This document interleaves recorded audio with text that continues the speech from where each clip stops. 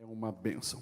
Vamos para a palavra de Deus. Eu convido você a abrir a sua Bíblia em Gênesis 26. Gênesis 26.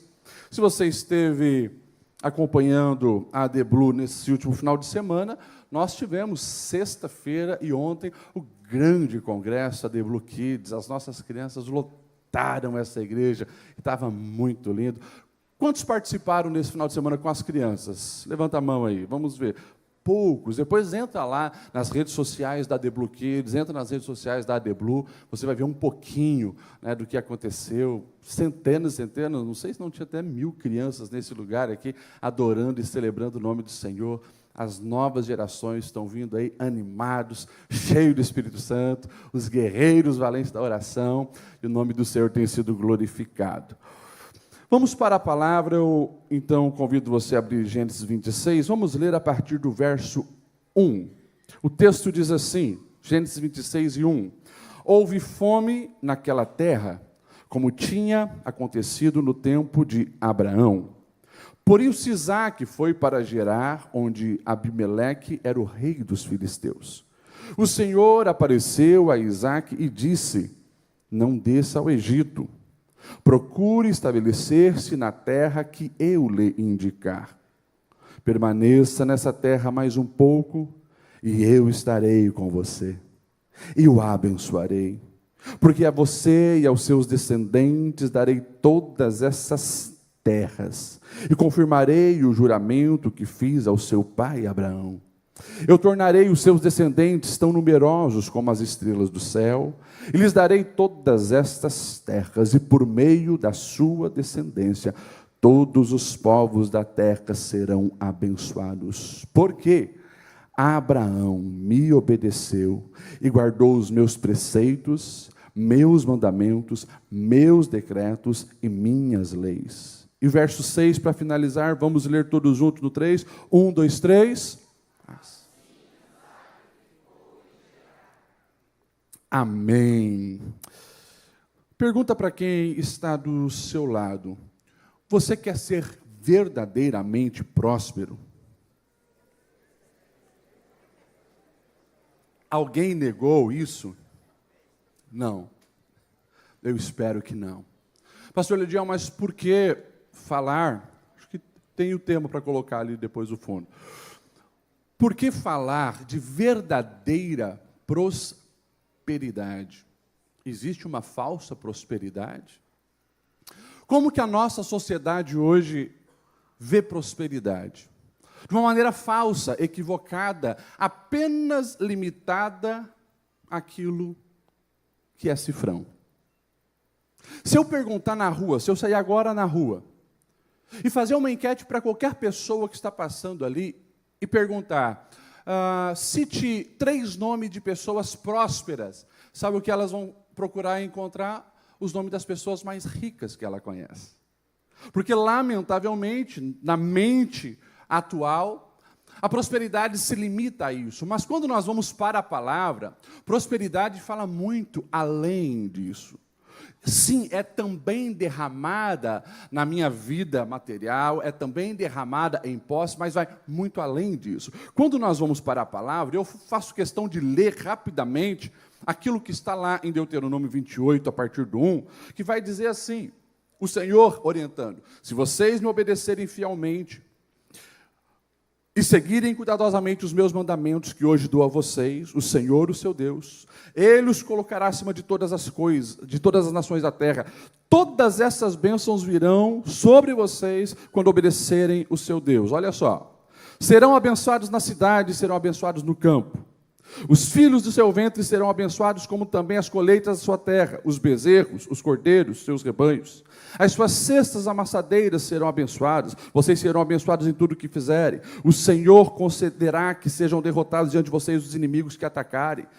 Virão a vocês por um caminho e por 7 fugirão. O Senhor enviará bênção aos celeiros, e tudo que as suas mãos fizerem, o Senhor, seu Deus, abençoará nesta terra. O Senhor fará de vocês o seu povo santo, conforme prometeu sob juramento, e obedecer os seus mandamentos. O Senhor, o seu Deus, o cumprirá as promessas quando andarem nos seus caminhos, então todos os povos da terra verão que vocês pertencem ao Senhor e terão medo de vocês. E o texto continua ali de Deuteronômio 28, ou seja, você percebe que é no convívio familiar, você consegue perceber que é na bênção do ventre, você consegue perceber que é nas batalhas enfrentadas, você consegue perceber que é a experiência espiritual.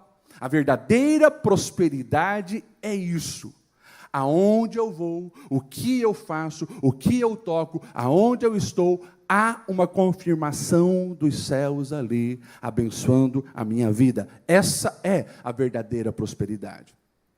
Quando nós vamos para esse texto e falar sobre essa temática, que nos incentiva a desfrutar dessa verdadeira prosperidade, nós precisamos observar já no verso 1, e eu vou fazer questão que a gente leia os versículos, pode colocar ali, Gênesis 26, o verso 1, que começa com uma notícia ruim.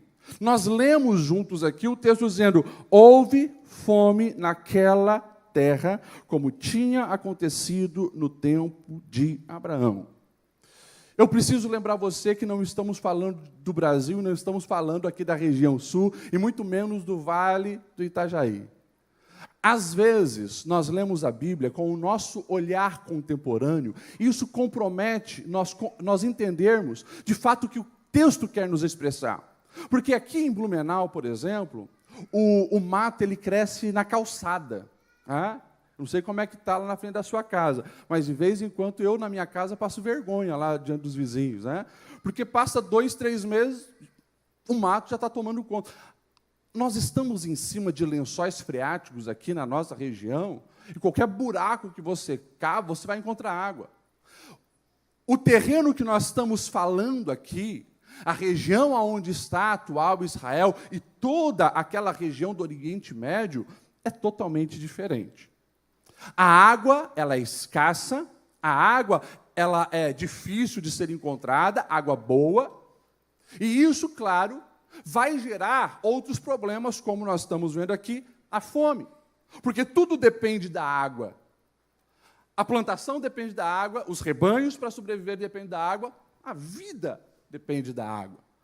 E sempre quando falta água naquela região, o caos está instalado. Até hoje, é claro que Deus tem dado sabedoria para Israel. Eu não sei se você sabe, hoje Israel usa inclusive a água como uma bandeira de paz, porque Israel comercializa a água dessalinizada do mar para outras nações. Por exemplo, só para a Jordânia são mais de 100 milhões de metros cúbicos por ano que Israel comercializa com a Jordânia. Pega a água do mar, tira o sal da água do mar e vende para a Jordânia para manter um acordo de paz e para eles usar essa água ali também nas lavouras e assim por diante. Mas, enfim, para você entender como até hoje, lá em Israel, água vale ouro.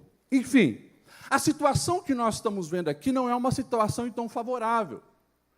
Isaac, assim como seu pai, é um patriarca, herdeiro da promessa do Senhor, e ele está num contexto difícil. Primeiro tem fome. Depois, nós vamos ver que ele está no meio dos filisteus.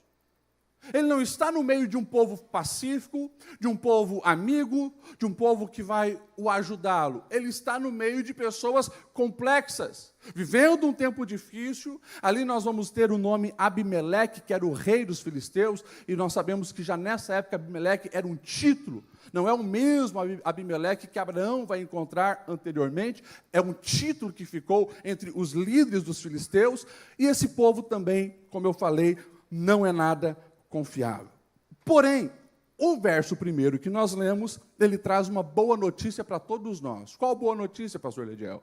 O texto diz que houve fome naquela terra, como tinha acontecido no tempo de Abraão. Ou seja, Isaac ele tem uma certeza no seu coração.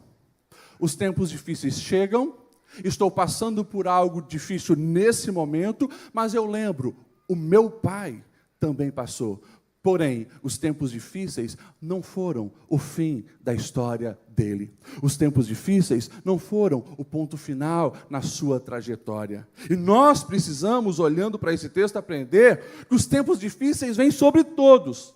Mas nós também precisamos entender que tempo difícil na nossa vida não é o fim. Aqueles que confiam no Senhor, o tempo difícil é uma vírgula para aprendizado, lapidação, desenvolvimento realmente de princípios que nós precisamos aprender na dependência de Deus nos tempos difíceis. Você me entende? Amém? Amém? Repita comigo assim: tempos difíceis não anulam as promessas de Deus. Toma isso como verdade sobre a sua vida, porque eu sei que nesse ambiente muitas pessoas estão passando por um momento difícil. Claro, você também entende a aplicação. Não estamos falando de ausência de água, literalmente, na sua vida, mas você sabe o deserto que você está passando, a dificuldade que você está passando, quem sabe a fome na alma que você está passando. Mas lembre, o tempo difícil não é o fim. Verso 2, olha que lindo que diz o verso 2, pode colocar na tela também. O Senhor apareceu a Isaque e disse: não desça ao Egito, procure estabelecer-se na terra que eu lhe indicar. Eu quero começar pelo começo do versículo. O Senhor apareceu a Isaque. Isso aqui é maravilhoso, por quê? Na hora de crise, na hora da dificuldade, na hora do problema, muitas vezes as pessoas que falavam: conta comigo, quando a dificuldade chegar, quando o problema bater, estamos juntos, toca aí. Mas quando de fato a dificuldade chega, muitos somem. Mas o Senhor é aquele que aparece. Na hora da dor, o Senhor está conosco. Na hora da dor, o Senhor se manifesta. Na hora da dor, o Senhor vem, inclusive trazendo instruções. Porque justamente nessa hora, na hora da dor, o que nós mais precisamos é da presença e da orientação de Deus para as nossas vidas. Porém, a orientação de Deus talvez não vai estar de acordo com aquilo que nós estávamos querendo para a nossa vida.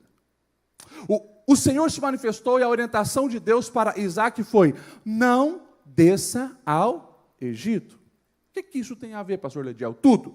Primeiro, você sabe que no Egito nós temos um dos maiores rios do mundo. Há umas brigas aí para ver qual é o maior rio do mundo, mas você sabe que o Nilo está em primeiro, segundo, no máximo terceiro. Esse rio Nilo no Egito, e que pega outras nações também, ele de fato traz uma prosperidade intensa para aquela região. Você pode ir lá em qualquer fase do ano. Ao redor do Nilo sempre tem verde. Ao redor do Nilo sempre tem plantação, porque diferente de muitos outros rios daquelas regiões, ele nunca seca totalmente. Sempre vai ter água no Nilo. Então, quando a seca chegava, quando a fome batia, o que acontecia? As pessoas desciam para o Egito. E agora o Senhor se manifesta para Isaque, dizendo: Isaque, você não. Isaque, você não vai seguir o fluxo das massas. Você não vai se mover pela lógica humana. E o Senhor ainda acrescenta: permaneça na terra mais um pouco, porque eu estarei com você e o abençoarei. E a promessa é reforçada, porque a você e aos seus descendentes eu darei todas estas terras e confirmarei o juramento que eu fiz ao seu pai Abraão. Aprenda isso. Quem depende de Deus não se limita a um local geográfico para viver a verdadeira prosperidade. Você não depende de jeitinhos humanos ou de probabilidades humanas para dar certo na vida.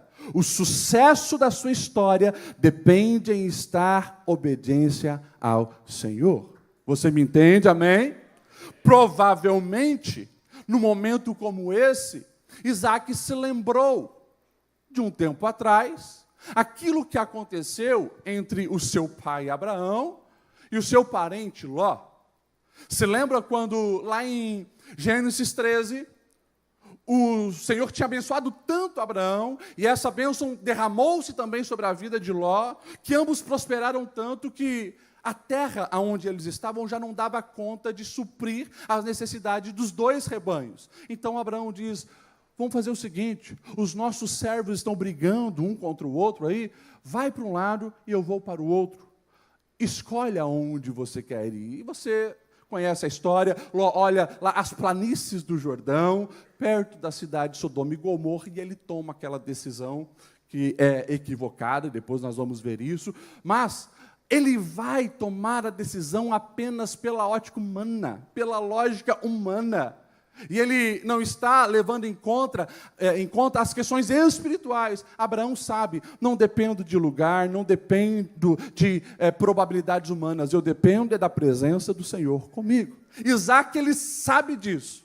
E como nós vamos ver agora, o verso 6 que nós lemos, Isaac, ele escolhe obedecer. Assim, Isaac ficou em Gerar. Eu quero chamar sua atenção, antes de nós continuarmos, para isso. Essa obediência, que sempre vai resultar em prosperidade. Não é fácil obedecer quando você percebe que todos estão indo para um lado. Todos estão tomando essas decisões e, humanamente falando, parece que isso é o mais lógico.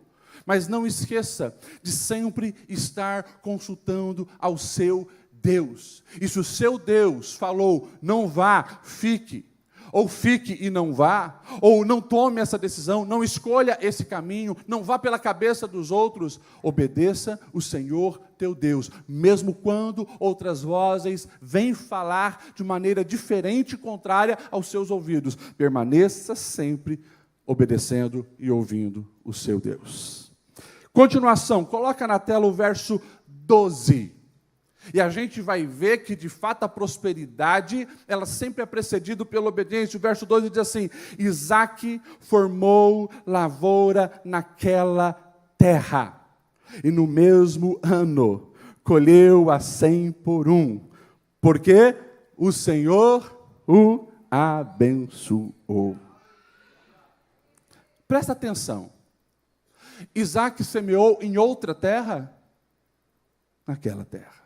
A terra que estava seca, a terra que estava passando fome. Foi em outro tempo, 10 anos depois? Não, o texto está lá. E no mesmo ano, ele colheu 100 por um. Eu volto a reforçar essa verdade para você. Quando nós nos movemos por fé, nós vamos ver o impossível acontecer. Não dependemos de opiniões humanas. É a vontade de Deus na nossa vida que vai prevalecer, e quando nós escolhemos obedecer, vai dar certo. Agora, eu preciso também chamar a sua atenção para o verbo semear. Porque Isaac, ele é filho de Abraão, ele tem uma promessa, o Senhor se revela para ele, o Senhor lhe dá um comando, mas ele não é o camarada que cruza os braços e diz: vamos ver o que vai acontecer. Vamos ver se as pedras vão ser transformadas em pães. Não, não, não. Ele sabe que ele precisa agir. E eu fico imaginando a cena. Ele está no meio dos filisteus. Os filisteus, nesse momento, eles seguem a lógica humana. Mas presta atenção na cena. Isaac vai lá, chama os seus responsáveis da despensa. O que nós temos de semente? Olha, nós temos isso. Ok. Separe uma parte das sementes. Nós vamos arar a terra, nós vamos preparar o solo, e nós vamos lançar as sementes. Talvez, a Bíblia não diz, isso aqui é imaginação do pastor Lediel, talvez alguém disse: tem certeza, senhor Isaac? Nós vamos desperdiçar sementes boas do nosso estoque para lançar numa terra, olha ao redor. Está todo mundo descendo para o Egito. A seca chegou, a fome está batendo.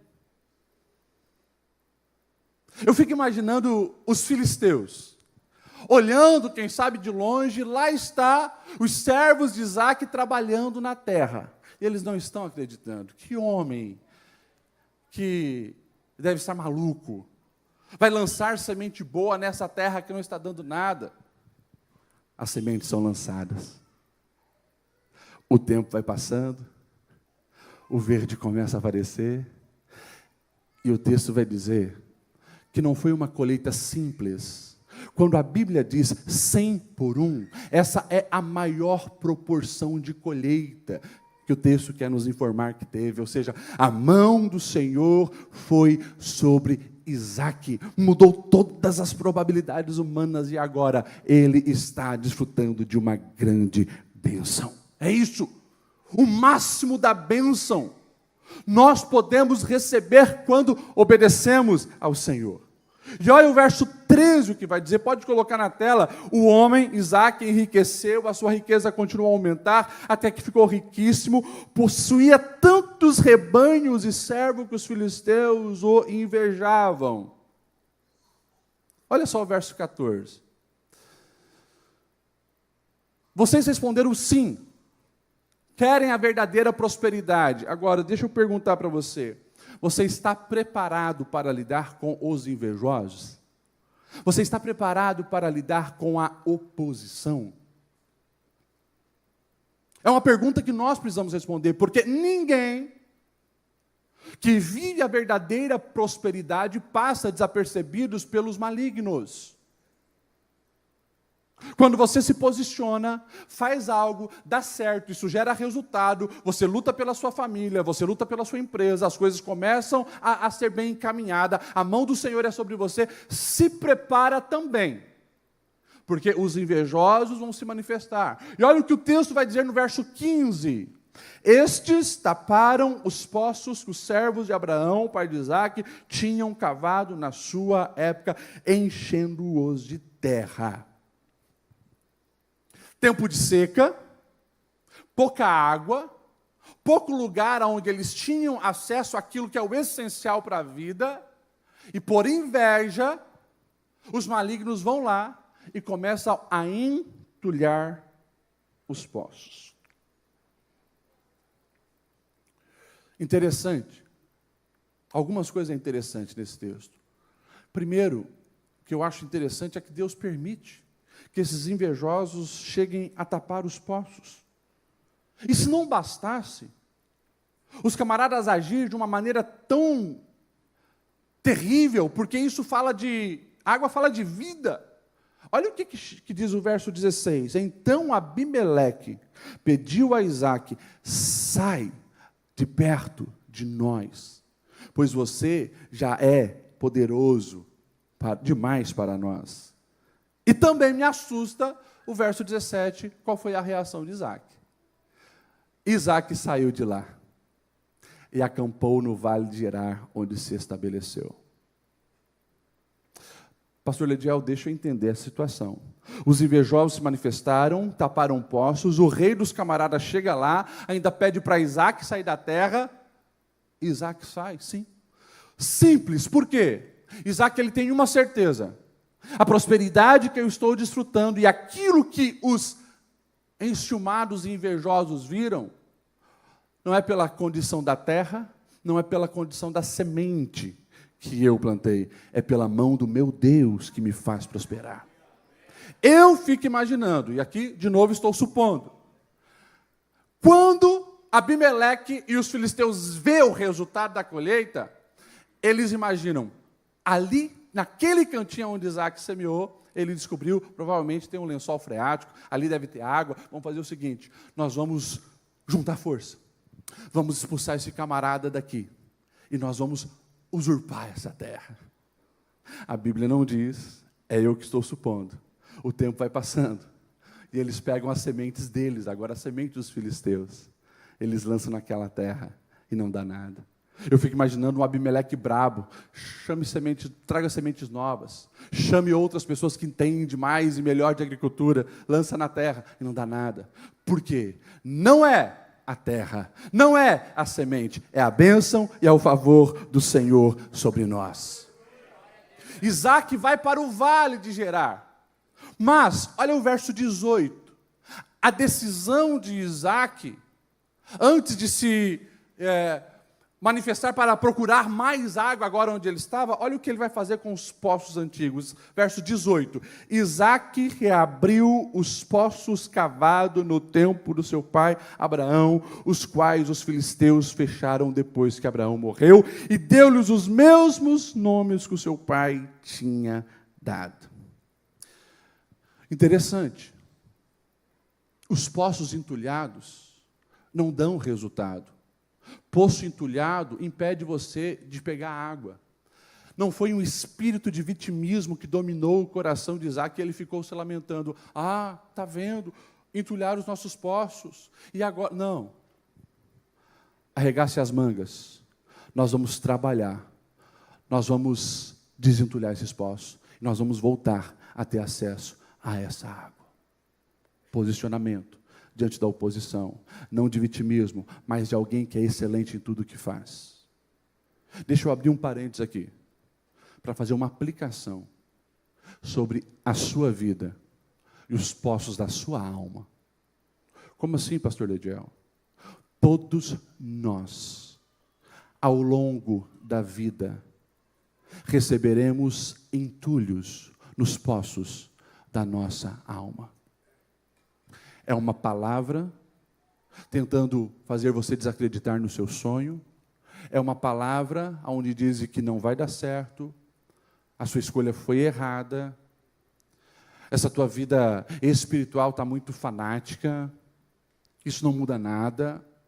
E palavras vão sendo lançadas, às vezes, e muitas vezes, como nós temos visto em gabinete pastoral. Isso é na infância, na infância. Começa de lá. Infelizmente, às vezes, dos próprios progenitores. Você só faz coisa errada, você não faz nada certo, você é um problema para a nossa família, e isso vai vindo.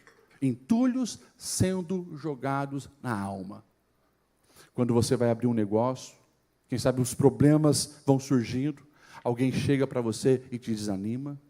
Às vezes, quando você percebe que o seu casamento não está bem, alguém vai dizer, já era, só tem entulho, esse casamento não tem mais solução, e assim por diante. Você sabe qual o entulho que tentaram jogar na sua alma. Às vezes foi uma traição de alguém que você confiava, e o entulho da traição está lá. Às vezes, pode ter sido uma maldição. Fizeram trabalhos para tentar impedir a sua prosperidade, e jogaram esse entulho sobre você. Enfim, eu gostaria que nesse momento você entendesse uma grande verdade que esse texto nos mostra. Esse entulho que está impedindo você de alcançar a água, se não for retirado, ele vai drenar a tua vida e a sua saúde. Infelizmente, eu tenho encontrado muitas pessoas com muitos entulhos na alma. Mas parece que elas não percebem que se não voltar a ter acesso àquela água que nutre a alma, ela vai definhar, e vai virar um coração de pedra, que não sente mais nada. Mas o Espírito Santo, através dessa história, nos lembra, é preciso começar a tirar esses entulhos. É preciso começar a liberar perdão. É preciso começar a declarar diante dos céus a situação da sua alma e aquilo, quem sabe, que você não encontra forças em si mesmo para fazer, peça ajuda ao Espírito Santo. Porém, não seja uma vítima do que fizeram contra você, porque a graça que nós temos em Cristo Jesus, ela é superior a qualquer entulho derramado sobre a nossa alma. A graça de Cristo nos capacita a viver vidas excelentes e vidas abundantes. Então faça como Isaque. Percebeu que o acesso à água está impedido por causa dos entulhos, não fique apaixonado pelo entulho ou admirando entulho. Arregace essa manga, se posicione na sua vida e tire isso para a glória do nome do Senhor e saúde da sua alma. Você recebe essa palavra? Aplauda ao nome de Jesus. Você precisa se posicionar e continuar firme no seu propósito. O verso 19, coloca na tela para a gente. Os servos de Isaque cavaram no vale e descobriram um veio d'água. Deixa eu mais uma vez destacar isso aqui, porque você vai perceber que muitas vezes na Bíblia vai aparecer a palavra vale. E é algo que nós sabemos, geralmente é um lugar mais difícil. Não é uma planície onde o plantar é mais fácil, onde criar gado é mais fácil. Vale é vale. Nas nossas aplicações, a gente sabe que tem vale difícil. A gente traz isso para a nossa vida. Quando você vê um irmão dizendo, estou passando pelo vale, você precisa orar por ele, porque ele está dizendo, cara, a situação não está boa. Ora por mim, estou no vale. Agora, olha só, o que os servos de Isaque, podemos dizer, o que eles vão fazer? Eles vão continuar a buscar água. Eles continuam cavando. E eles vão encontrar água, e o texto diz, descobriram um veio d'água. Mas olha só o verso 20. Mas os pastores de Gerar discutiram com os pastores de Isaque, dizendo, a água é nossa. Por isso Isaque deu ao poço o nome de Eseque, porque discutiram por causa dele. Eseque significa justamente contenda. Os caras contenderam por aquilo. Então Isaque disse, não quero contenda, vamos continuar. Verso 21, então os servos cavaram um outro poço, mas eles também discutiram por causa dele. Por isso chamou de Sitná. Sitná é briga, desavença grave. Isaque sabe, eu não quero briga, não quero desavença. Ele continua. E o verso 22, então, vai dizer, Isaque mudou-se dali e cavou um outro poço. Ninguém discutiu por causa dele. Deu-lhe o nome de Reobote, afirmando, agora o Senhor nos abriu espaço e prosperaremos nessa terra. Eu afirmei para você que deseja ver uma verdadeira prosperidade, que vai se levantar oposição. E a melhor resposta diante da oposição é perseverar, é continuar. É o que Isaque está fazendo. E olha só, ele chega nesse lugar, não teve agora briga e discussão, no terceiro poço cavado seguido, aqui nós vamos então prosperar, porque temos a bênção do Senhor sobre nós. Quando eu fiz uma viagem para Cuba, nós fomos para o interiorzão de Cuba, Santiago de Cuba, depois Holguín, e nós estávamos lá no interiorzão, e nós chegamos para pregar num lugar chamado Assembleia de Deus, e estava assim, Assembleia de Deus Reobote. Quando eu fui falar com o pastor, falei, pastor, isso aqui é de Gênesis 26, né? Ele disse, é de Gênesis 26. Ele disse, pastor Lediel, quando nós começamos o trabalho aqui, começou a crescer e não dava mais fazer nas casas, nós falamos, vamos construir um templo. E nós começamos a construir um templo. Porém, o governo comunista mandou os seus soldados e eles vieram e destruíram as paredes que já estavam erguidas. E a gente decidiu continuar. Passado um tempo, a gente começou a construir de novo. E foi. E eles vieram e destruíram mais uma vez. Só que a igreja estava crescendo. Já não era uma casa, era 3, 4, depois 5 casas. Então nós falamos, vamos reconstruir de novo. E durante algumas tentativas, o governo comunista vinha e destruía. Mas teve um tempo onde o governo percebeu que era impossível parar aqueles cristãos. E quando você chega lá, você vai ver uma linda igreja, grande, o povo celebrando ao Senhor. Eles não desistiram, o nome do Senhor vai ser glorificado nas terras cubanas, e lá está essa igreja, Assembleia de Deus, Reobote. Sabe o que eu aprendo com isso aqui? Eu aprendo o seguinte, você não pense que o teu inimigo, ele vai desistir na primeira perseverança que você tiver. Ele atacou, você perseverou, você acha que ele vai desistir? Nós vimos o texto, os camaradas estavam lá, mandaram Isaque sair, Isaque vai para o vale, está cavando o poço, eles vêm e tomam, cavam outro poço, eles vêm e tomam, e é só no terceiro poço que eles desistem. E o Senhor nos ensina através dessa atitude, é que a graça dele, derramada sobre as nossas vidas, é muito mais eficaz e eficiente para perseverarmos do que a malignidade do coração dos nossos adversários. Eu estou afirmando isso para você. Se você caminhar em obediência ao Senhor, cumprindo aquilo que realmente o Senhor estabeleceu sobre a sua vida, você não desanimar e perseverar, pode ter certeza, aquilo que alimenta o coração dos malignos não é maior do que a graça de Deus derramada sobre a sua vida.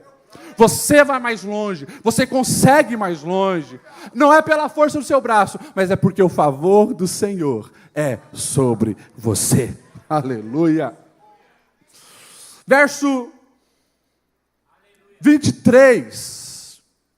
Dali Isaac foi para Berseba, e naquela noite o Senhor lhe apareceu e disse de novo: eu sou o seu Deus, pai de Abraão, não tema, porque estou com você, eu o abençoarei e multiplicarei os seus descendentes por amor ao meu servo Abraão. E o verso 25 eu quero destacar. Isaac construiu nesse lugar um altar e invocou o nome do Senhor. O que eu quero destacar é isso. Isaac é aquele homem que cava poço, mas constrói altar. Cava poço e constrói altar. Trabalhador, mas não abre mão da espiritualidade. Arregaça as mangas, soa, vai atrás da vida, mas ele sabe, não posso esquecer de quem me colocou aqui, não posso esquecer das promessas de Deus sobre a minha vida. E altar fala disso. Altar é manter essa conexão com os céus todos os dias. Para nós finalizarmos, verso 26. Por aquele tempo veio a ele Abimeleque de Gerar com Alzate, seu conselheiro pessoal, ficou o comandante dos seus exércitos. Olha o verso 27. Isaac perguntou: por que vieram me ver, uma vez que vocês foram hostis e me mandaram embora? Eu quero que você preste atenção no verso 28. Vamos ler junto o verso 28? No 3. 1, 2, 3. Eles responderam: vimos claramente que o Senhor está com você. Por isso pensamos, façamos um juramento entre nós. Queremos firmar uma aliança com você. Vai chegar um tempo aonde até mesmo os teus adversários viram que o esforço deles não teve um efeito final. Eles vão reconhecer que é Deus sobre a sua vida. E eles virão humildes e humilhados, dizendo: não tem como lutar contra alguém que vive tão nível de bênção. Alguém cujo Deus Criador que está favorecendo. É isso. Vai chegar um tempo onde até quem te perseguiu vai reconhecer: é Deus na sua vida. Portanto, quando nós olhamos essa história, nós precisamos ter essa convicção.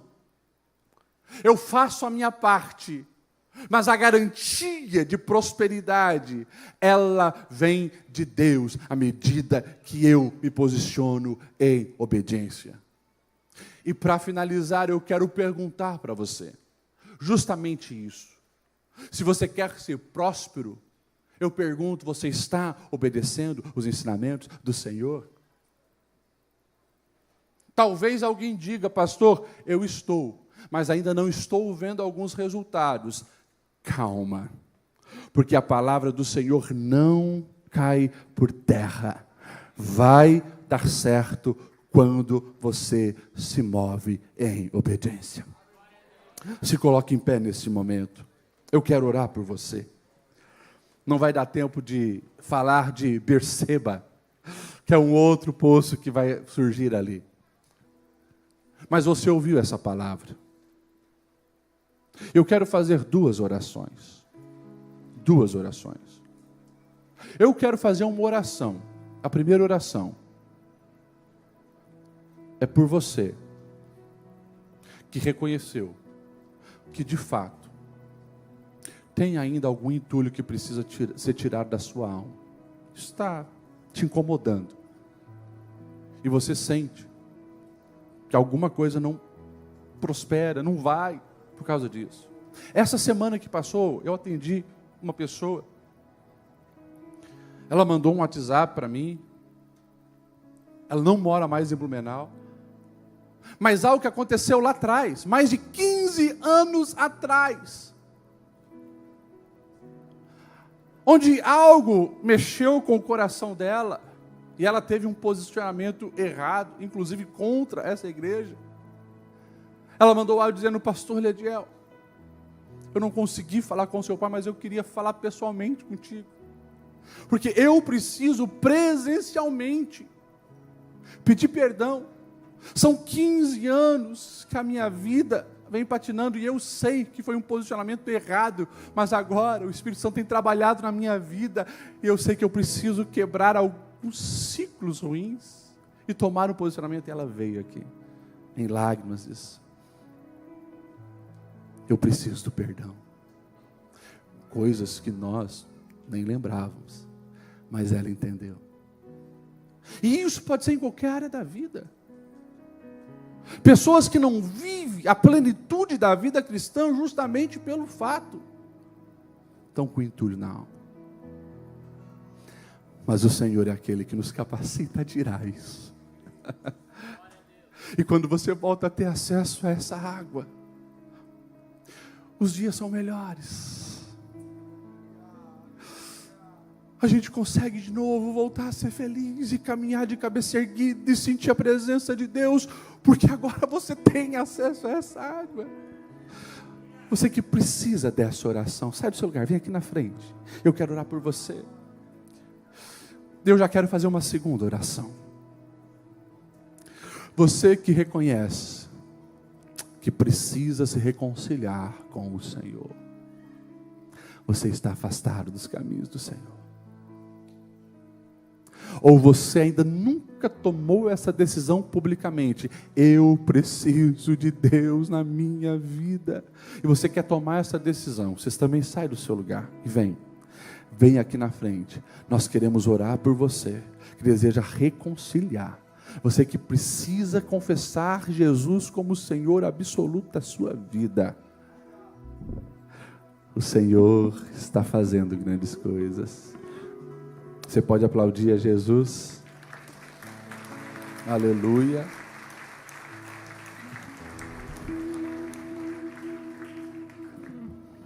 Feche os seus olhos, nós vamos orar. Alguém ora por essa família que está se reconciliando.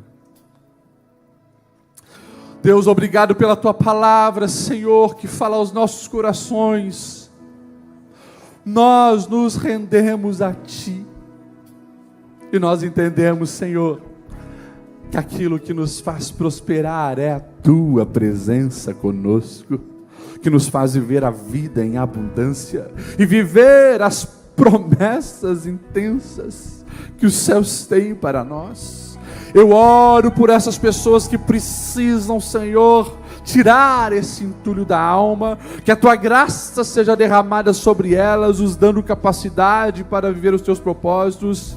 Que a Tua bênção seja sobre a Tua igreja, Senhor, e que nós possamos entender, não é o jeito humano, não é a sabedoria humana, não é alianças terrenas que nos vai fazer viver a verdadeira prosperidade, mas é a Tua presença sobre nós. É a Tua presença que nós queremos, é a Tua presença que invocamos, é pela Tua presença que nós caminhamos e zelamos as nossas decisões para que agrade a Ti.